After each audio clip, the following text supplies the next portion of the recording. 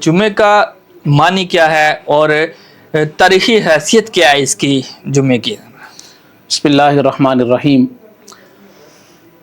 مفسر شہیر حکیم الامت حضرت مفتی احمد یارحان نعیمی رحمۃ اللہ تعالی علیہ آپ جمعہ کے معنی کے حوالے سے تحریر فرماتے ہیں کہ چونکہ جمعۃ المبارک کے دن تمام مخلوقات وجود میں مجتمع ہوئی یعنی اکٹھی ہوئی، اور اسی دن تکمیل خلق ہوئی، یعنی حضرت سیدنا آدم علیہ السلام کی مٹی کو اسی دن جمع کیا گیا، اور اسی دن لوگ نماز جمعہ کے لیے جمع ہوتے ہیں، تو اس لیے اس کو جمعہ کہا جاتا ہے۔